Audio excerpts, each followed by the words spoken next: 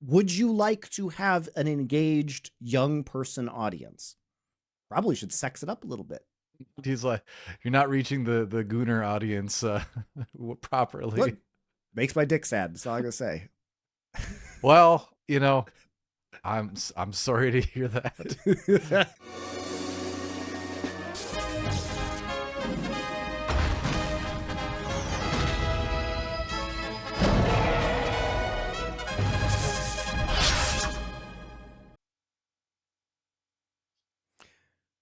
Nerd Legion, unfortunately, returns this week. We can't help ourselves. We're just going to watch a bunch of garbage. After our very conflicted emotions on Avatar Fire and Ash last week, which did have redeeming qualities. Dude, well, what guys, we watched this week makes me like pine for any Avatar film. Any of the three, I would take that. I would watch both Avatar 2 and 3 sequentially before I watched the first two episodes of Star Trek Starfleet Academy again. Anyway, there's your intro. There it is. And you know what, DoA? This is a massive project from Paramount Plus. Now, they have unfortunately been the custodians of the Star Trek franchise. And DoA, if you had told me 20 years ago that we were going to enter an age of Star Trek, because, for a while there in the early and mid 2000s, there just wasn't any Star Trek, or it was garbage like Star Trek Enterprise. And so if you had told me, as a huge fan of Next Gen and DS9, that we would be in an era in the 2020s where there would be 3, 4, 5 Star Trek shows running simultaneously or all following each other up back to back, I would have been very excited. Except I didn't know that entertainment terrorist Alex Kurtzman would be ruining this for me, DoA. I don't know. If you had told me that they were going to bring back the TNG cast, that they were going to do stuff after Deep Space Nine in the timeline, I would have been immensely excited. However, as we have talked about many times on this show, Strange New Worlds is really a very uncomfortably mixed bag of quality. Yeah. And there's only one more season of it, which is next season, and then it's going to be over. We already know one episode is a puppet episode, which, knowing that show, it could be a fantastic episode. That's the thing about that show. They made a musical episode great. They could make a puppet episode great, but this last season was really not their best. Yeah. And the problem is like, just like the Kurtzman Star Trek movies and the reboots or the alternate universe, whatever you want to talk about, it really hasn't felt like Star Trek. And I know a lot of fans like Lower Decks. To me, sure, as a legacy Star Trek fan, it's just Rick and Morty Star Trek, and it's not really what I want. I understand people like the in-jokes and they like the characters, but I would rather just watch, Rick and Morty or other animated shows rather than watch the Star Trek version of that. And I think people also latch onto it because it's significantly better than the other iterations of Star Trek right now, and they're desperate for anything that might be passable. But honestly, like, this is a huge flagship show for Paramount Plus. They are spending maybe $10-20 million an episode on this show. It is extraordinarily expensive. And the reaction to the trailer, which we've talked about on this show, and our reaction to the trailer was very negative. It doesn't really have Star Trek vibes at all. And then on top of that, Paramount Plus decided that they were going to premiere the entire first episode on YouTube on their channel.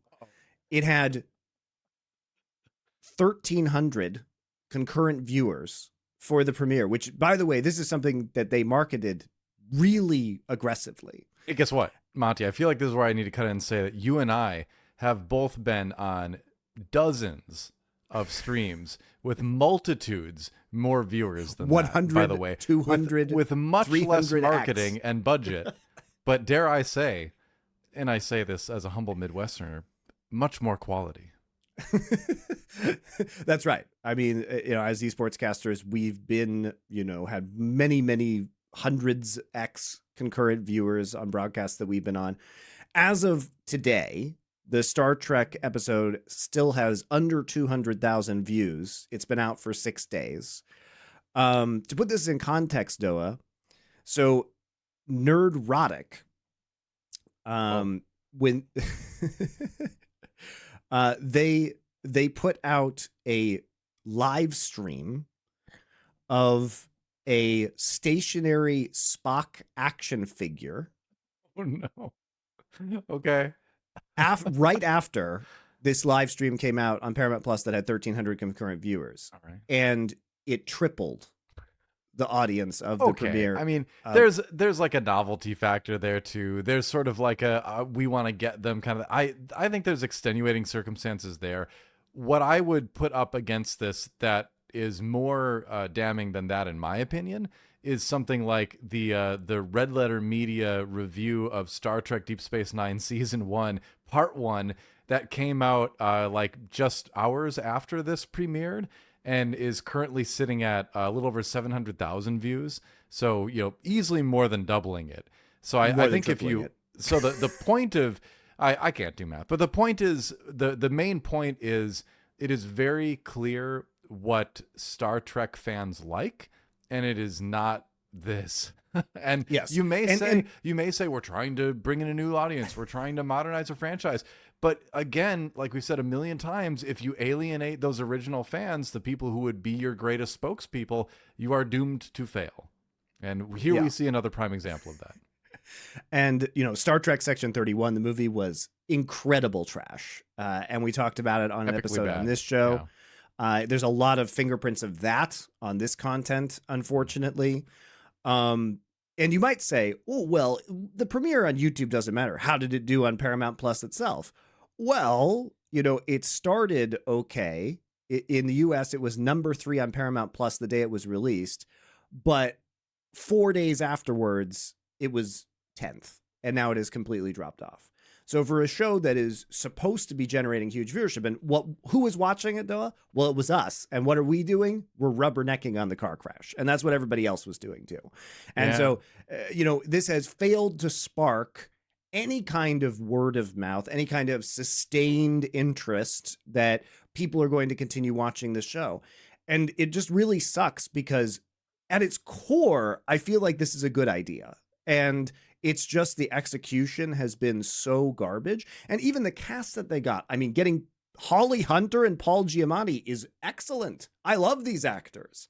I was actually psyched when I heard their names attached to a Star Trek show. These are tier 1 actors that have said they really want to be in Star Trek content and could be extremely good. Unfortunately, the characters that they've been given aren't very interesting, and they do what they can with them, but the entire idea of it, when it comes to Starfleet Academy, we've seen Starfleet Academy on screen before. You and I have referenced the episode of Next Generation where Wesley Crusher's at the Academy, and there's the whole Red Squadron storyline. We've seen it also in flashbacks when Picard was in the Academy, and that's where he gets his heart stabbed, and that's why he has an artificial heart. So there have been a lot of scenes, both flashbacks and during the course of the shows, that show Starfleet Academy and what it is. Yeah. And what they show in those episodes and what we get are really, really different. And I think that's one of the things that is most upsetting about this new series. Well, Monty, need I remind you that this show doesn't take place in your good old-fashioned 22nd or 23rd century, whatever it was. This takes place in the far, far future, the 30, century. Whatever, the 32nd century, almost 1,000 years later, right? Almost 800 years later, as I said. That was great math. I don't do math or numbers or letters most of the time, but I try. I do hieroglyphics occasionally, but anyway, I digress. It's so, naturally, things are different, right? There was this thing called The Burn, which apparently is yet another way of taking the happily ever after of all of our shows that we loved and saying, guess what? It didn't end happy after all. Everyone died and it's horrible. And, there's this weird phenomenon about the 32nd century, Manchi, that I don't know if you noticed, but it's that everyone talks exactly like they do in the year 2025. So it's this really incredible cultural thing that somehow, some way, they've managed to pick up the linguistic tendencies from over 1,000 years ago, right down to words like hangry, which I'm very surprised survived the millennia, you know? So, they say bro more than like the kids in the new Avatar films, which is way too much already. and by the way, we talked about this in section 31, which is that the modern slang makes this really challenging to get into, because you realize it's going to age extremely badly, which is unlike, by the way, other Star Trek shows, which have aged really well. You can watch TNG. You can watch the original series. You can watch DS9. You can even watch Voyager today. I don't think Voyager is great, but it's 10x better than anything else that's been made. Yeah, and you know, it's not like it's not like, you know, in the 80s and 90s when we saw this, Picard's like, cowabunga, man. Right. It was just the equivalent. Riker's like, wow, that was a radical Roctagino. Thank you. You know, they purposely made this timeless, and so in section 31 and in this show, like you're saying, with hangry, or technically the word is hanger, and Strange New Worlds also is makes this error from time to time too. It's better, not as much. It's definitely not as egregious. It's definitely better, but they still do that a little bit, and it comes from this like mistaken idea that this is somehow more relatable to a newer, younger audience or something like that.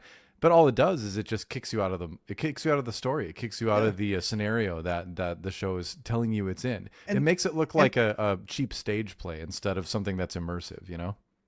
And also, you know, they use music, which is very weird. So usually Star Trek uses more classical scores, but when they're going to San Francisco, they really use the song from the 60s, Are You Going to San Francisco, which, by the way, would have been 1,200 years old in this series. The lyrics don't really make any sense in that context, too, with them they're just going there. There's nothing, you know, it doesn't relate to the words of the song at all, other than it doesn't. You're going to San Francisco. And the song itself is about the bohemian hippie culture of the 60s, which is definitely not the case in this kind of in crisis post-apocalyptic Federation. And moreover, DoA, it just reminds me of the Futurama episode where Fry is listening to I'm Walking on Sunshine, and this takes place in the year 3000. And Leela walks in and says, Fry, you can't just sit here all day listening to classical music, which is just a hilarious joke, right? But that's literally, it's the equivalent. Like, we don't really have music from 1,200 years ago now, guys. That would have been music that was written in 800. That would sound so antiquated. And we're saying we're going to play Are You Going to San Francisco? It just makes the show feel weird. It kicks you out. It kicks you out. You know, it's saying, well, this is this very futuristic environment. This is this very futuristic culture and all that kind of stuff. But when you have people talk the way they do in the show and you play the music that you hear in the show, it just takes you right out of that. It breaks the immersion. It doesn't add.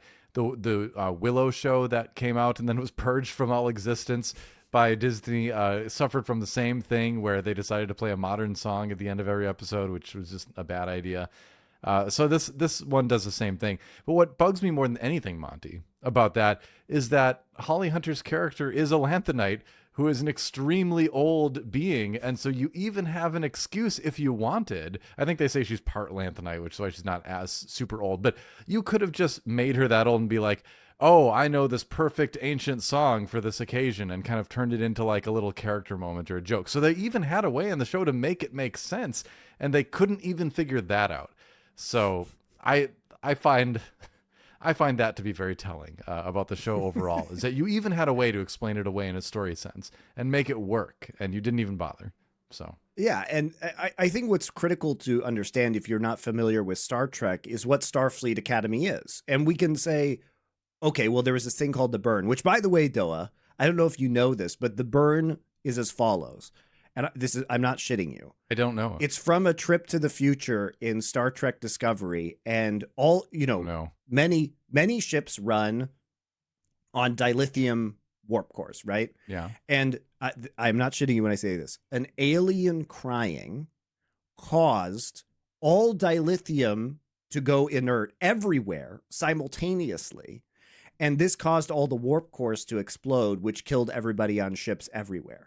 Now, the problem with this, DoA, is several things. So if you know Star Trek, you would know that not all ships run on dilithium warp cores. Like, for example, the Romulans use singularity cores. So in theory, the Romulans would not have been affected by this, probably other people as well. And then also, when you do this apocalyptic event, they never explain in this show why dilithium is not inert anymore. It just works again. Like the aliens stopped crying. Why didn't they call it the cry? So it's so sobbing. stupid on its face. Like, why do we even need this apocalyptic event? Yeah. It's not, like you say, it's just there to ruin what we love.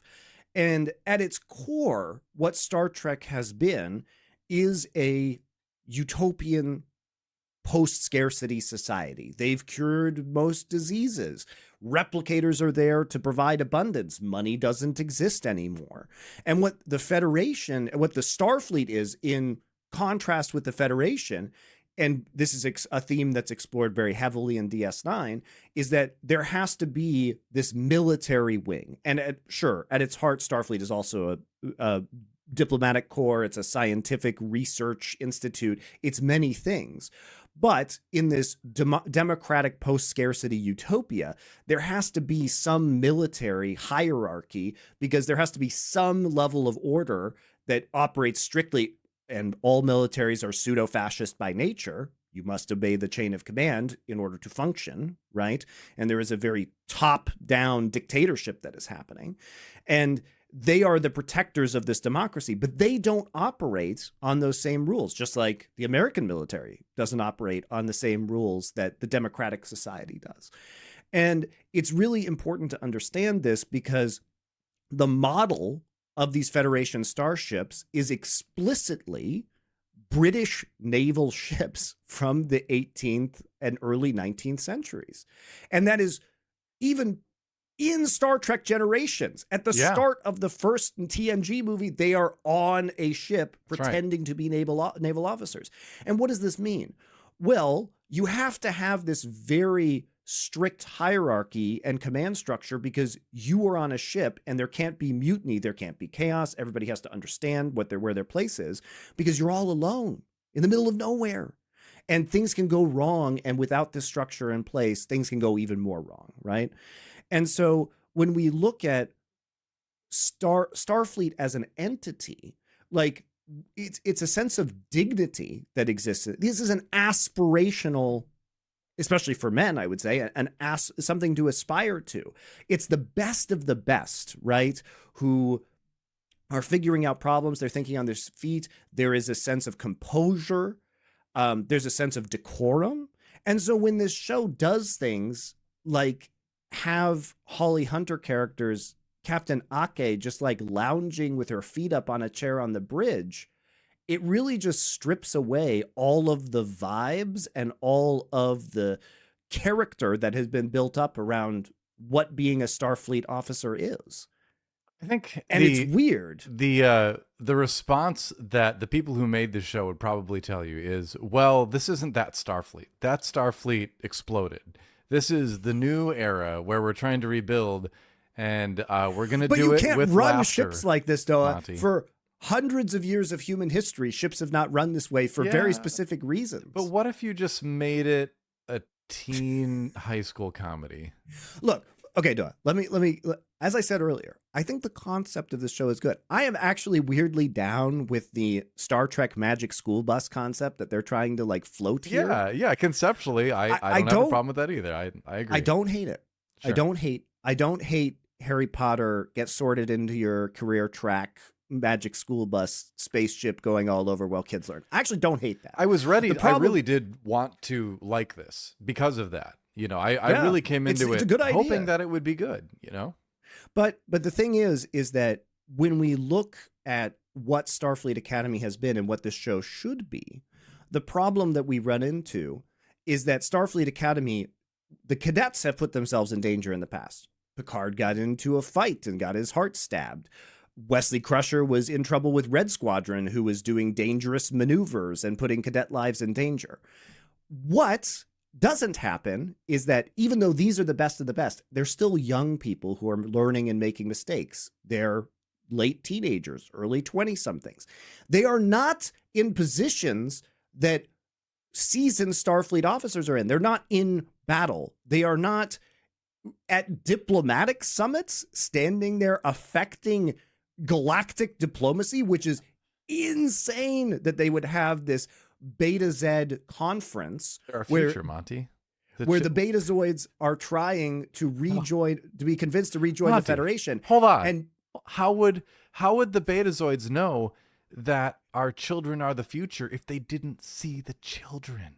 But the point how do is, they know those children exist? The children kind of fuck this up, honestly. Of course they do, because it's a stupid idea to have them there. Yeah. So what I'm saying is there was plenty of drama in previous iterations of what we've seen Starfleet Academy on the screen, but the stakes are much lower and they're more personal. And this should be a school environment where there is room for these kids to like make these mistakes, but these are not people who should be affecting galactic level outcomes. And so it just feels incredibly weird as a result. And when you set the stakes so high right off the bat, so for example, Caleb Meir, who is the central character of this, who, by the way, is just inexplicably let into Starfleet Academy despite having extreme character questions, which Starfleet Academy itself, now you'll say, well, there was this apocalypse, so they have to start with crap. There are probably hundreds of billions of people still in the Federation. Surely we can do better than I swallowed my comm badge, girl, moron. Next. I think I swallowed my comm badge. Already? Yeah. Tricorder. Medical tricorder. Ow! Oh, don't be a baby. Next. This is an institution for the elite of the elite who are super intelligent, disciplined. You see this even in Strange New Worlds with Uhuru, who speaks like dozens of languages coming out of she's like the fresh officer coming straight out of the academy. Sure. We can do this better with the population that still exists in the Federation. But why is Caleb Meir, this one guy, so important? Why is Paul Giamatti's alien so obsessed with his mother and killing him? It's really weird, like, to understand even his motivations, because sure. he gets in trouble and goes to prison because he wanted to steal food for his mom, for Caleb's mom, and kills an officer. But instead of making that some sort of interesting narrative about the decay of the Federation, is he actually justified in what he's doing? Instead, he's just cartoonishly villainous. Paul Giamatti is chewing on the scenery in these scenes, which, by the way, is actually one of the more entertaining parts of the show, is how hammy his acting Then he gives is. a line about origami chickens, and you're like, what is the writing in this show? Time, with its infinite sense of humor, will always fold upon itself like an origami chicken. Yeah, and this moment, Captain Ake, this moment is that chicken. In other words, payback's a bitch. Sure. How does he know what origami is? He's basically just this like cartoon villain. Yeah. And there's no explanation that might shade in his character about, did he actually do the right thing to get this food? Is the Federation kind of a wreck right now? Sure, he killed the guy, but did he save a bunch of people by doing that? No, we can't explore those ideas, DoA. We can't make him relatable. Instead, he just magically breaks out of prison, magically finds the USS Athena, magically captures it, and then, by the way, at the end, when his plans are foiled, he just gets in an escape pod and ejects himself and shouts, shouts, Team Rocket is blasting off again.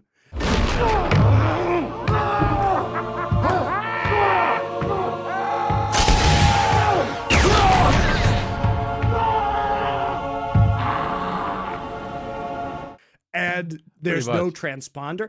DoA, they made an escape pod without any kind of emergency transponder, so I guess you just can't find it in space. Yeah, their ship is totally restored. Why not just go capture the guy who just tried to attack your ship? There were many, many scenes where I was just like, what? Where it was nonsensical, beyond the limit that you are allowed if you're doing a lighthearted comedy adventure show, which is, yeah, if your big bad is jetting away in an escape pod from your ship, you can obviously just like yoink him with a tractor beam or just chase him down at like Again, it would have an emergency 1/60th transponder. impulse or We know something. this about Star Trek Right. escape pods. So, and also, it would have yeah. to because it's in space and you would never find it again if it didn't. It's things like this that just kill me writing wise. I mean, like, it's so lazy. And it's not, the thing is, this stuff wouldn't even be hard to fix. You wouldn't even really need to rewrite that scene to make it tough. You just have him get in there and do a little thing and like make it clear that he's turning that stuff off or he's hacking it and shorting it out, you know? The problem There's with so turning it many- off, DoA, is he would just be lost in space. I know, but forever. at least you would have an excuse for why they can't find him. I'm just trying to help here, all right? I'm not saying I can fix it. I'm just saying I can help, right? But my main point is that there's lots of easy things you could do with the writing to improve that kind of stuff, and it's just not done. And I don't understand. Did they think people just would be distracted by how hilarious it is that Stephen Colbert is the computer and says hangry? Like, do you think that would overshadow all of this other stuff? I mean, I don't know. I mean, I don't know who this show is for, because it doesn't seem like it's for Star Trek fans, and it doesn't seem like it's really for fans of like high school drama either, you know? Because it feels too far out there for that, but it feels also too far out there for like, yeah, Trek fans who like Trek for what the first, 3-4 shows kind of really did. Because a lot of people would be like, oh, well, even is Star Trek anymore? Can't it just be anything we want and it's just in that universe? And sure, you can make that argument. And I think that is an argument with merit. All these IPs, Star Wars included, blah, blah, do whatever you want at this point. Who cares, right? But at the same time, it was very established from the original series, from TNG, from DS9, from Voyager, even Enterprise, that Star Trek was about certain things and it was made to address certain topics in a certain way and had a certain vibe.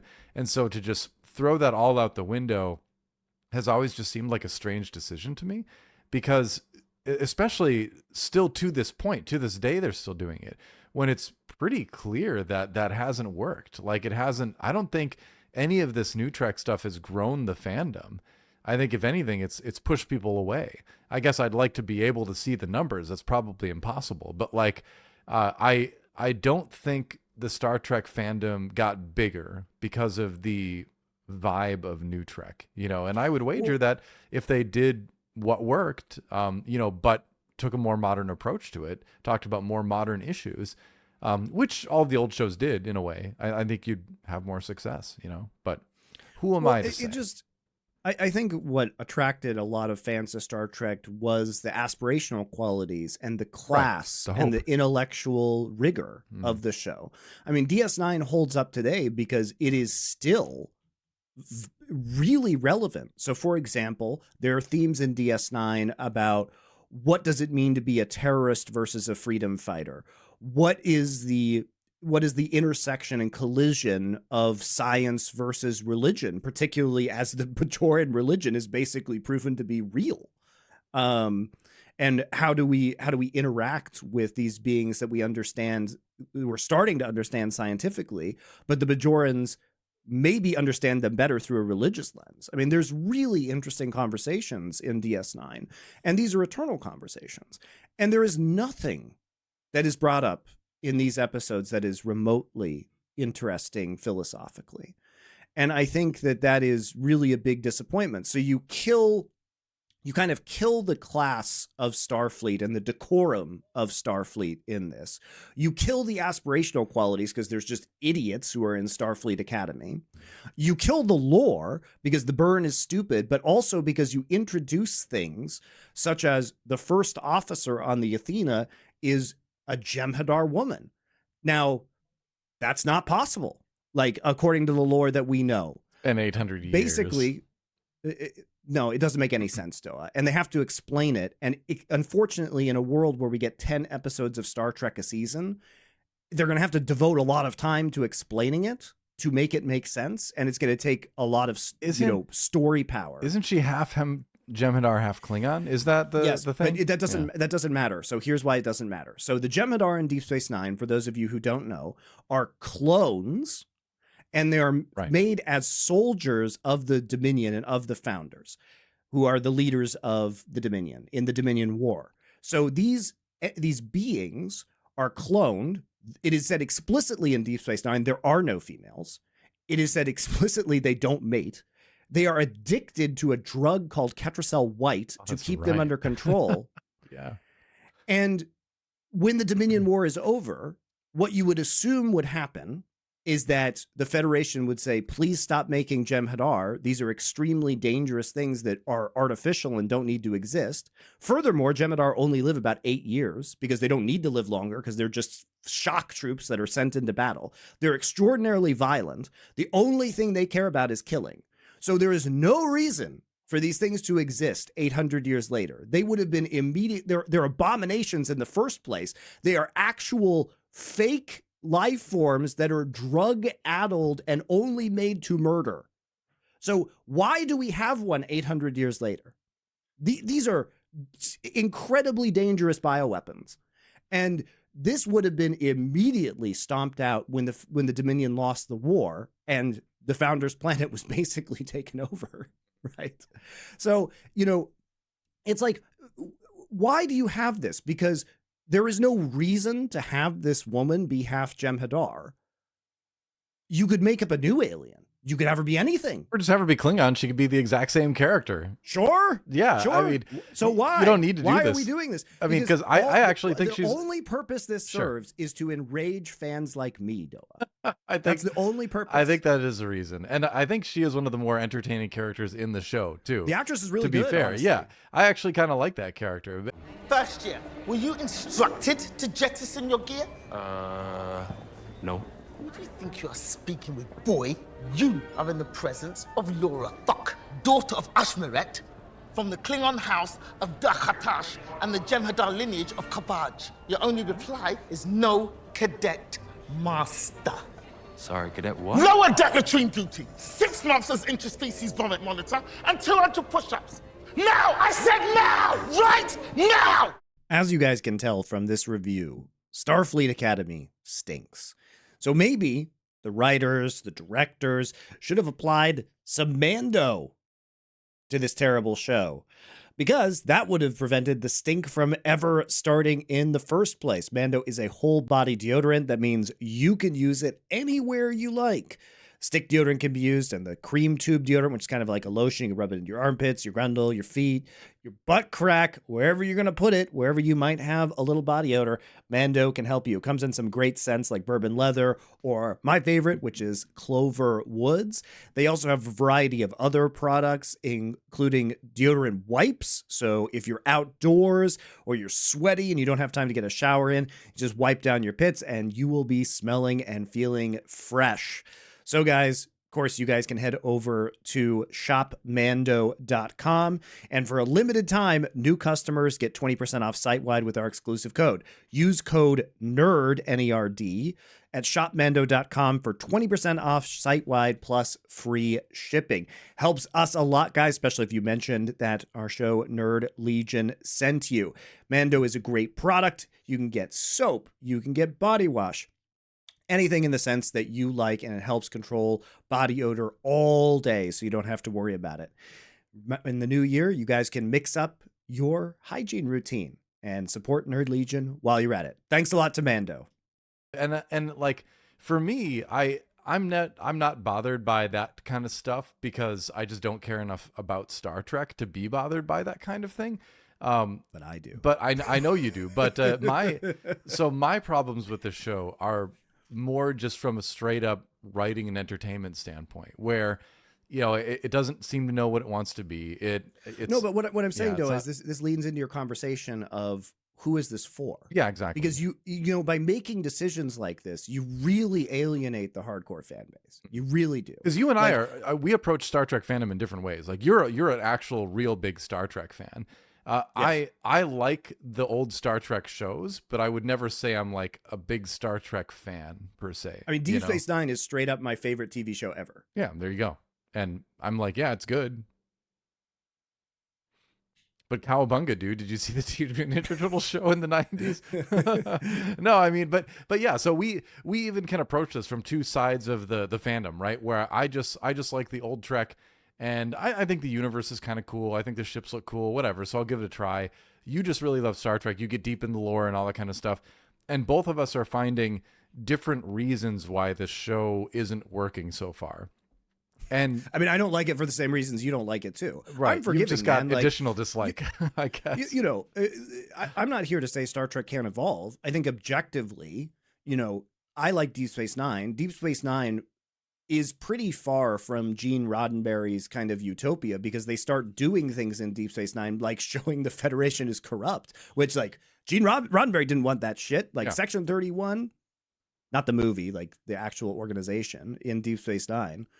It's not my favorite part of the show, but they were, probably the most famous episode of all time, In the Pale Moonlight of Deep Space Nine, is about Sisko forging documents to convince the Romulans to join the Dominion War. It's a great episode. Some people think that's the best episode of Star Trek ever. But it is duplicitous, and it is not becoming as a Starfleet officer, and it shows there's more nuance. So I'm not saying like it has to, obviously it's evolved really significantly from the original series to now. And I don't care if there are more evolutions. I would just like these evolutions to be interesting. Well, that's the thing. It just needs to be good. At the end of the day, I'm fine with them doing whatever they want in Star Trek. And like we said earlier, we're not opposed to the idea of a Starfleet Academy show at all. That's a good idea. I'm not even opposed to a comedy version of that show. Why not? Right? I mean, if we again bring Star Wars into this, because I think you have to bring Star Wars into this, because it's a similar situation, giant science fiction IP, fantasy, science fiction, Star Wars case, whatever, that people are trying a bunch of different things with. And if you look at Star Wars, I'm going to keep bringing up Skeleton Crew as a great example of how you can be tonally a major departure from classic, quote unquote, Star Wars, and still be a really, really good show, because that show is just really well written. It was super entertaining. The story was great. The acting was great. Everything was good. It didn't mess with anything else that came before it or comes after it. That's the thing. It's like when good stuff happens in these big franchises, it's because it respects what's been made before. It doesn't mess with it or try to negate it or try to, talk down to it. It's just good on its own. Andor is another example. It's just good on its own. It doesn't even need to be part of Star Wars to be good. Star Wars just elevates it. Same with Skeleton Crew. It respects what comes before. It recognizes what's good and uses that, but it also goes in different directions, but it does it, in a well-written, well thought out way, right? Not in a way that feels just like kind of, I don't even want to say cash grabby, because they're certainly not grabbing any cash, but just pandering. I don't know. It almost feels like they're trying to just like pander to what they think the quote unquote modern, young audiences want, right? And I think the dialogue certainly speaks to that, right?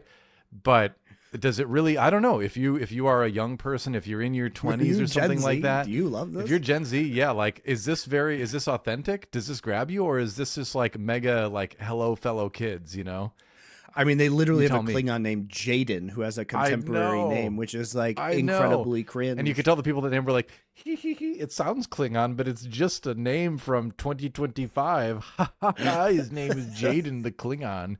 It's like, come on. That's stupid. And the characters are just incredibly uninteresting for the most part. Well, they're all the same. That's the other thing that bothered me about the show is they all are. If you just wrote out the lines of dialogue and took out the character names and read it on a page, you would not be able to tell which character was which, unless they're like, in my Klingon family, we, if there's nothing like that, if you just purely have the lines of dialogue. In fact, we should do this at some point. We should just get like, some of the script or something like that, take the names off and like quiz each other and see if we could figure out which character is saying it, because they all have the exact same way of talking, which makes no sense, especially in a more isolated version of the Star Trek universe, right? Which has suffered this giant calamity. What are the chances that all these aliens from everywhere will come together and talk like, Gen Zers or Gen Alpha, like It's also especially impressive because it just wasn't true of Next Gen, for example. Like, it would be very easy to tell the difference between a Picard line to a Data line to a Worf line. Sure. Yeah. Really easy. Yeah. Or even like a Riker line. You know, even Yeah. take number one and the captain, and they both are very different characters with very different voices, you know, in terms of writing, not just in terms of sound, you know? So that's the main. If I could pick like one thing that bothered me more than anything else with this show, it's that getting to the end of the second episode, I'm like, every character from every planet of every age all talk exactly the same. It's just the same character with like a different video game skin or something like that. It is bizarre and sad. You don't like the line, "I'm Kionian, bitch"? You got a death wish? How you gonna survive in space without a damn suit? Like I said, I'm Kionian, bitch. Yeah, exactly. That kind of stuff. Like, who? So cringe. Yeah, it's not even. It's just not. It just doesn't work. It just kicks you out. You know, we've talked about this before. It just kicks you out of the story. It kicks you out of the setting. It just basically says, we're just trying to like create some dank memes in the Trek verse, and you know, you're invited, but you're really not invited. I don't know. I don't want to be invited. I don't want to be invited either. Yeah. Yeah, but I think what is lame is like it's also not shown what is exceptional about many of these people who are these recruits. These should be the best and brightest, right? And they should be really interesting in theory. They could be. In the same way they make Uhuru interesting in Strange Uhura. New Worlds by having her speak dozens of languages and be incredibly intelligent. Sure. Where are these people? Where are they? We get a bunch of misfits. They were killed in the and bird, then, like, Monty. All right, they're all dead. a Draco Malfoy stand-in with a British accent who's like, "I'm the mean one." I'm just like, get me out. Then they make him like a fish person, an embarrassing fish person. I don't know. And then and their we roommates. have- Oh dear. And, and we were talking about this before the show started, DoA, but I am really sick of, in general, how Star Trek will consistently in every series have a stand-in character whose entire purpose is to say, "I'm not human and I am learning the ways of human and what is humanity," which was cool when they did it with Data. It was okay when they did it with Odo. But like by the time we get to "I'm a hologram" at this point in time, or I mean it was really tired by the time we got to 7 of 9 in Voyager, by the way, like really tired by that point. Now we're doing it with a hologram character, which, by the way, is a character who doesn't need to be a hologram, could literally just be autistic, by the way, could be just an autistic character. And instead we have this pointless hologram character that is it's the "I'm learning to be human" character, what is humanity character of this particular show. It's And generating we need to this stop doing that. hologram. Like logistically. Well, the idea is there are holographic generators everywhere now because that was established in Voyager later on. But sure. Well, what about like when you're like, so this character can just never be part of an away team? So they fixed that by having a portable generator in Voyager. They had to do a lot of stuff in Voyager to make this work. It was a bad idea in Voyager, and it's an even worse idea to continue. Yeah, I'm not a big fan. They brought isn't the other hologram? Isn't that the Doctor from Voyager or something? Yes, that's where they invented all this technology. I never really watched Robert Voyager. Picardo's character. I never really watched Voyager. It's not great, though. But you're right to ask these questions, and it's just completely unnecessary. And it's also the fact that they have to, throw some piece of nostalgia in here by bringing the Voyager Doctor back, right? Because Everyone's he's the only favorite one who could character. last 800 years. Yeah, that's true. That's true.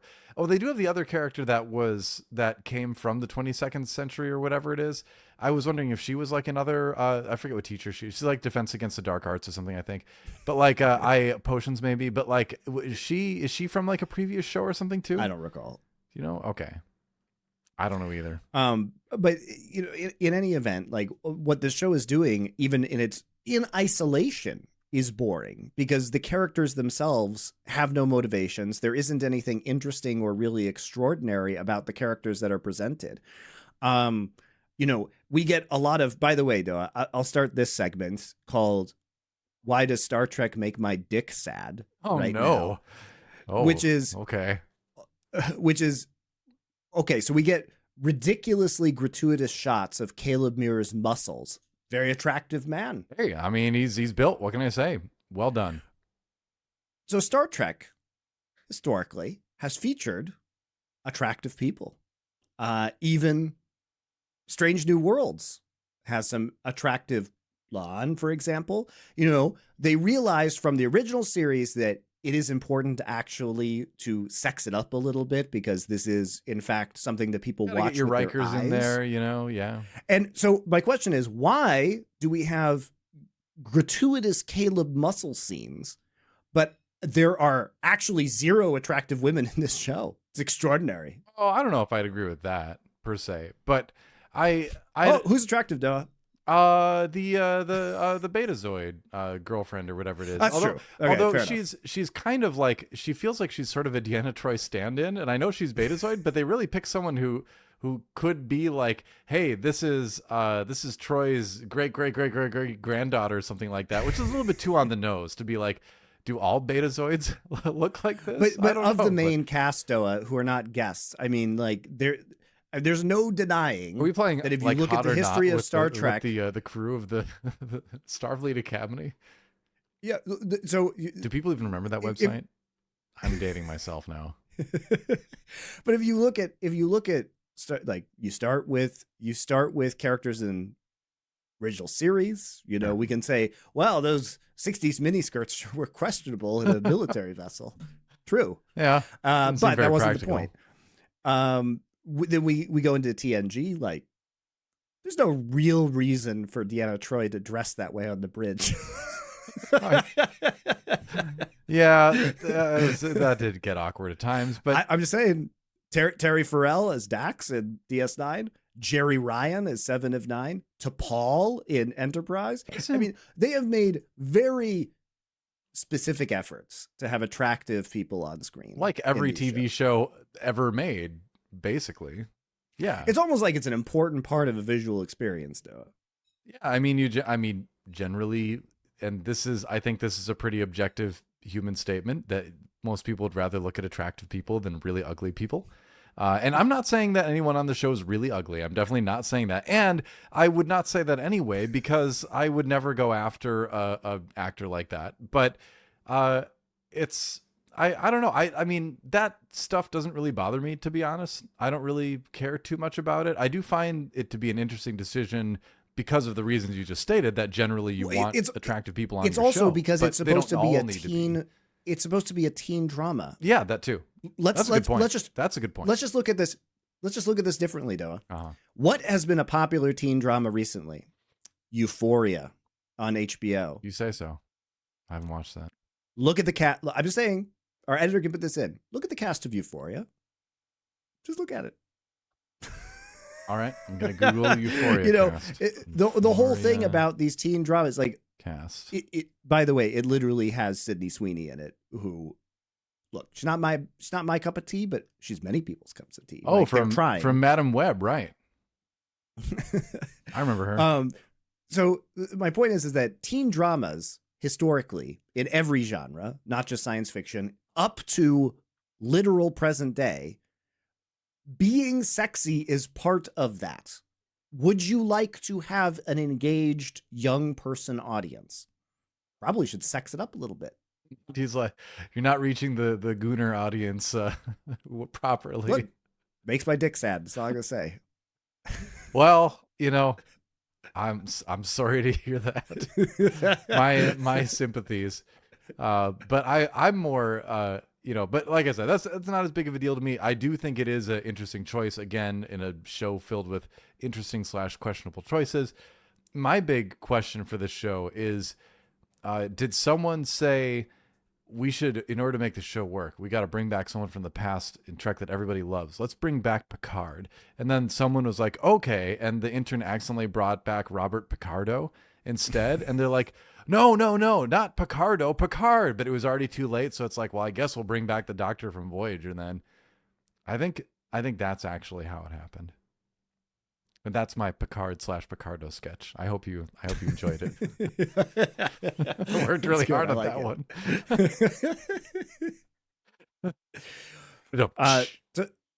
So, I mean, who is this series for? What is the purpose of it? We like after 2 episodes, we still haven't learned effectively anything.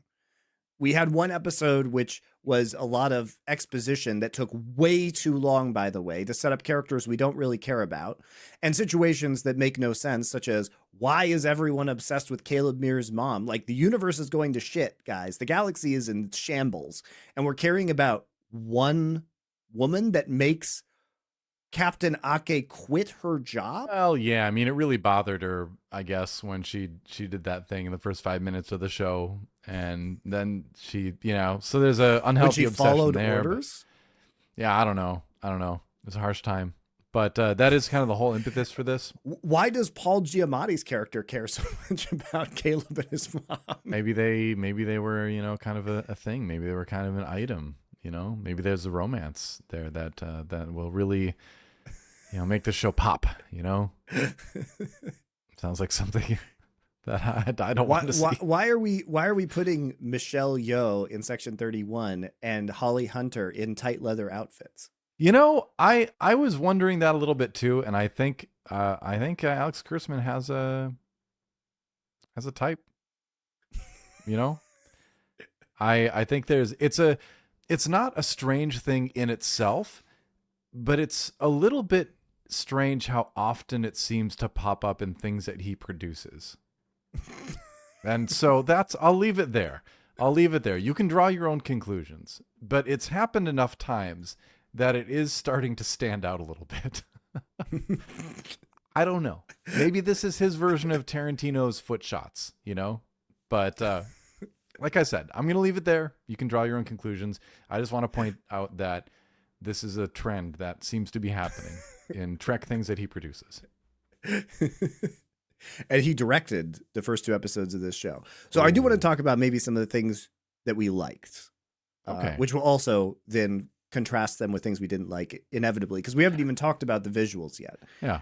I do think one thing that I really liked is Captain Ake's office, DoA. The set is really cool for that, with all of the texture in the background, the fireplace, the books, the tile. Everything about her office is awesome in terms of design. Yeah, I think the visuals in general in this show are good. I'm not a fan of the bridge visuals in New Trek with all the lens flare and all that. I didn't like it when it began. Why do we do the with lens Trek flares remake. all the time on the bridge? It seems like it'd be really hard to serve on the bridge of these ships because you'd be constantly blinded by these lens flares. But so I don't think it makes any sense. And I don't like the way it looks. That said, I think there were a lot of other shots in this first couple episodes that looked really nice. A lot of nice outdoor compositions. I think it's a little bit silly, but I kind of like that the ship, like the saucer section, can detach and land on the ground and become the school, and then go back into orbit when they want to go off on a field trip. I like that idea. I think that's kind of a cool concept for a new version of Starfleet. I like that. So there's a couple things, and I think going back to what the interior design of the Athena is really cool. Like that central atrium, I think is very interesting. I like the ship design of the Athena too. I know a lot of people aren't fans of the feathery kind of look with it, but I think it looks kind of cool. I'm not a huge fan, but I don't hate it. Yeah, I think it looks neat. I think just in general, I've always liked the design of Star Trek ships, but I think all of this kind of, I mean, what else did you like? I thought, here's the thing. I didn't like the writing. I didn't like the stories. I don't have a giant problem with any of the performances in this so far. No, neither do I. Yeah, and which is pretty common for this kind of show too, that we tend to really be hard on. Is I think the actors are doing their best. I don't have a lot of complaints when it comes to the performances in a lot of these shows. I think they're doing the best with what they've got. So my issues are always much more in the writing zone. So again, I think you got some good actors in the show, clearly, across the board. But do you have anything else positive to say? Because otherwise, what I was going to say is that I think it all, kind of leads us back to, the way you would think listening to this last, however long we've talked, 50 minutes or so, you'd think we really came into this, planning to hate it. And I don't think that's the case. I think the trailer was concerning, but I think every time you and I watch a new Star Wars show, a new Trek show, even a new Marvel show, we want it to be good. because when they are good, they're so cool. You know, and we're nerds. This is the kind of content we like. We like science fiction. We like fantasy. We like superhero stuff. But, you know, we aren't going to like it for the sake of it just being that genre. It still has to be good, you know? Or that IP. Right, or that IP. But the point is that, you know, we're really coming into this hoping that we'll like it, you know? So it's tough to be constantly disappointed. But, you know, every once in a while you do get a gem, you know? You know, there's, you know, you get your acolytes, you get your, your Section 31s, but you also get like some of those awesome episodes of season 2 in Strange New Worlds. You get Andor, you get Skeleton Crew. So I wish there was more of that, and it puzzles me that there's not, but it looks like we're in for another rough one with Starfleet Academy, which I just wish that we would, instead of trying to hunt for an audience that doesn't exist, like, are they trying to, like I said, are they trying to break into the Euphoria audience here with this show? maybe. Why can't we just make the hardcore fans happy, have them rave about it online, and then try and draw more people into the fandom? Yeah. It's not like when they made Next Generation that they were trying to necessarily find a new audience. They were trying to evolve it while still attracting the fans of the original show.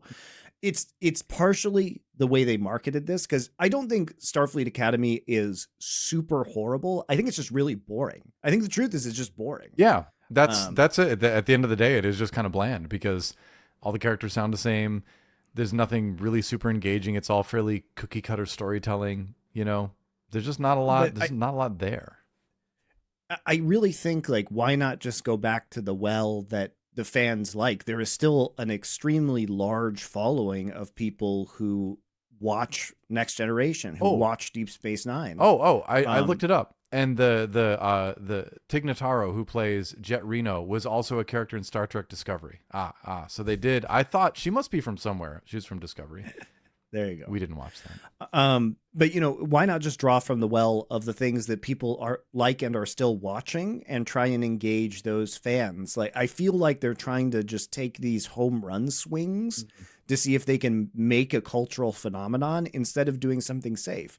And the other thing is that Star Trek never needed a massive budget. I mean, they were making 26 episodes a year for TNG, DS9, Voyager.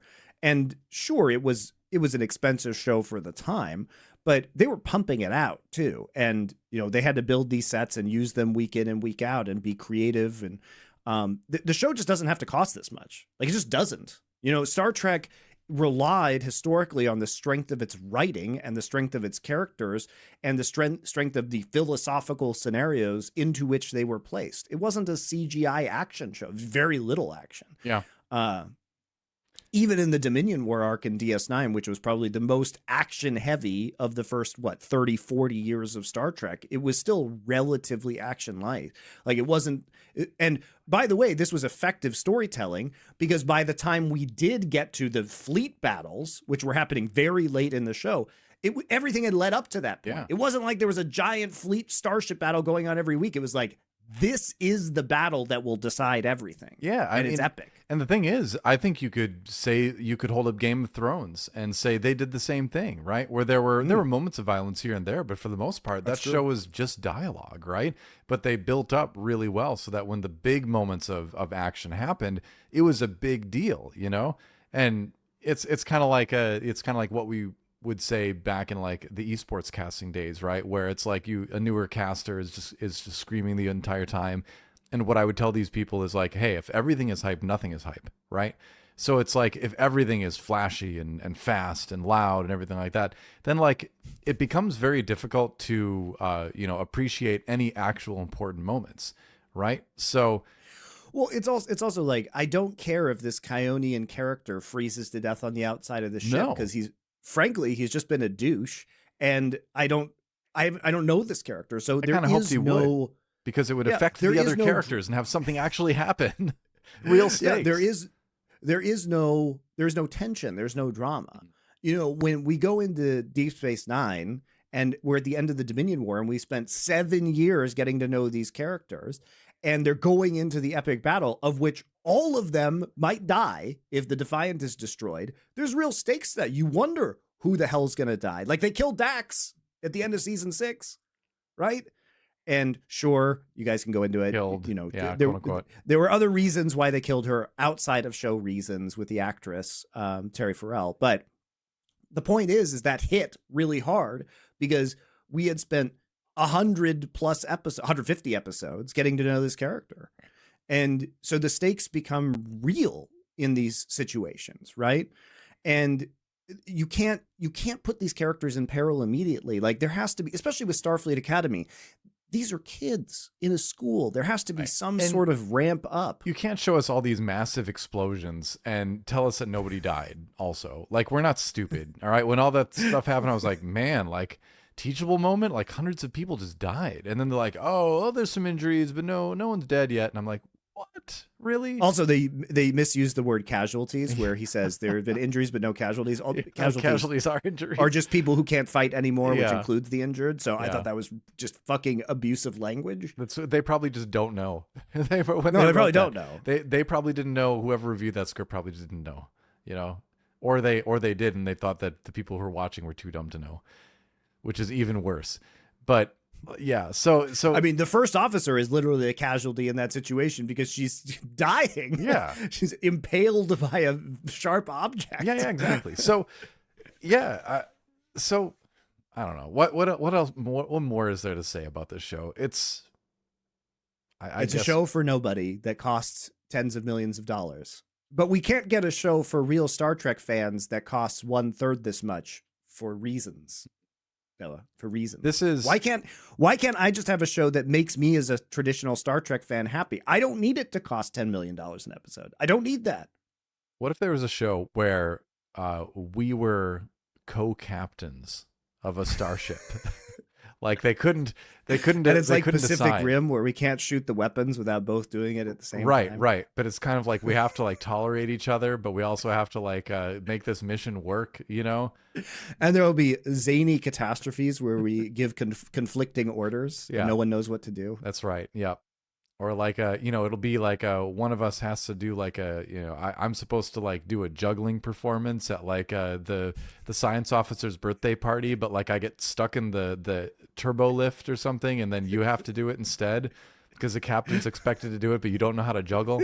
It's And we could get switched into each other's bodies. That's a classic Star Trek. That is a classic. Turn into salamanders. That's another thing. Yeah. There's so many options, We could become Klingons for a day. That's a popular one too, either physically or just philosophically. Or have an episode where there's some sort of virus that makes everyone drunk. Shout out Star Trek TNG season 1. Or the DS9 episode where Loxana Troy makes everybody want to fuck each other. Yeah, or the oh man, that one. Or the DS9 episode in It's a terrible season 1 episode, where by the we way. end up being inside a 4D chessboard. Or 3D, I don't know, whatever the D's are. But yeah, there's all sorts of opportunities, basically. So, Alex, Mr. Kurtzman, if you're watching, I don't think either of us are ready to dress in tight leather, at least not until we're 10, 20 years older. According to your preference. That's your thing. But that's your thing, not ours. But in the meantime, I think we've got a great pitch for you. So we're ready for your millions of dollars. I'll put it that way. All right. Well, guys, next week we'll be returning with Night of the Seven Kingdoms, the new show in the Game of Thrones world. So hopefully it's good. We'll see you then.